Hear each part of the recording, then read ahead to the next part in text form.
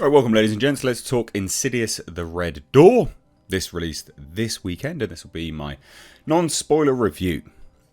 This was a surprise. Now, not a surprise because it's horror and it was good, etc., etc., but a surprise because it's Patrick Wilson doing directing, and it was really good direction. Actually, some very interesting choice of framing.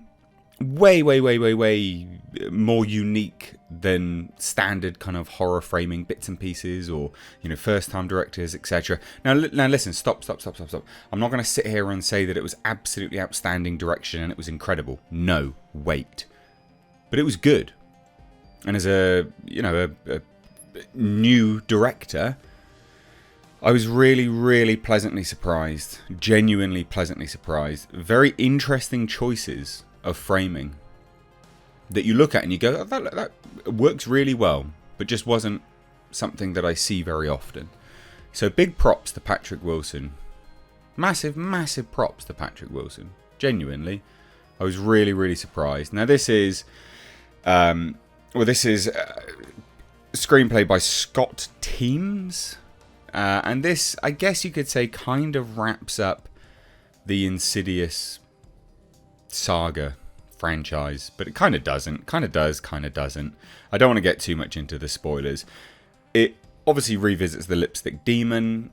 It revisits Dalton and Josh Lambert and sort of their dynamic, which I think was a really interesting choice to pursue the horror narrative through. A father and son's strained relationship based upon previous trauma.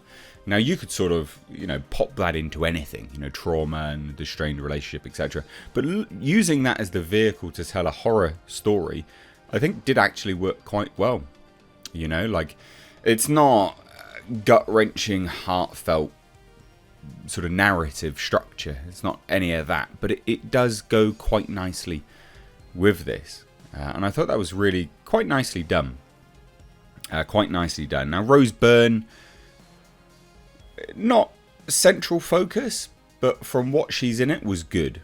Now, the newcomer to the franchise, which was Ty Simpkins, who played Dalton Lambert, old Dalton Lambert, going to college, university, whatever you crazy kids call it over there in the States. I think he did a pretty decent job, to be fair. Pretty decent job playing this sort of, I don't know, desensitized child.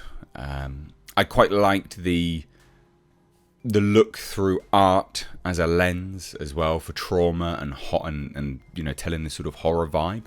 He plays an art student, and it's through his artwork that the trauma and the events of Insidious start to come to light again. And I thought that was actually really quite nicely done.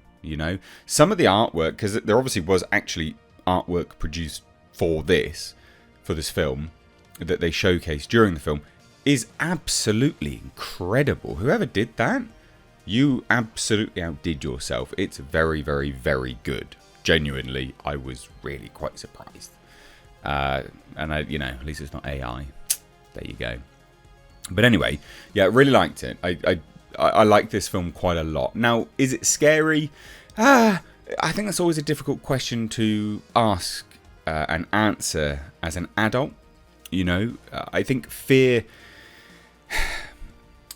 is something which you tend to only feel in your younger years. You get the sort of reliance on jump scares, or you get an uneasy feeling and things like that. But is it straight up horror?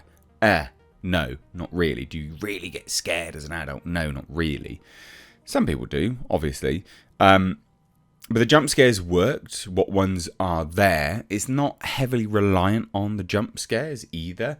Like, it is jump scary. How to say this without contradicting myself? It does use a lot of jump scares, but they're timed very well so as not to feel the weight of a jump scare, if that makes sense. Probably doesn't, because I'm sure people are probably going, there was loads of jump scares. What are you talking about, Mr. H? Are you high right now? No, I'm not. I promise. But Is it scary? No. Good horror vibes, and I would happily go and watch this film again. It actually made me want to go and watch the first one again, because I really like what they did with that one. It's one of my favourite films of the past. God, I don't even know when it came out now. Bloody old, isn't it? But it was a really good horror film. I really liked it. And yeah, they're low budget. Yeah, you know, this is a budget of $16 million. It's nothing. You know, all this kind of stuff. I get it. But they're fun. And I quite like them. And I enjoy them. And I like Patrick Wilson. And I think he did a really good job behind the camera. So kudos to Patrick Wilson. I think he did really, really, really well. Genuinely. So is it a satisfying conclusion-ish to the Lipstick Demon Lambert story? Yeah, I think so. Although I would have liked more. There you go. That's kind of realistically all I can say on non-spoilers. I would have liked more. Give me more of the Lipstick Demon. Give me more of that stuff. Give me more of the... a face-off, I guess. And I probably said too much for non-spoilers, but hey-ho. I'm glad this movie is doing well. I think this will probably end up being the #1 movie this weekend. And then it'll move off into Mission Impossible next weekend. It's a good film. I like a good horror film. It's nice to see horror you know, on the big screen as well. And yeah, can recommend. Is it worth the price of admission? Yeah, probably. I think horror does actually work best on the big screen.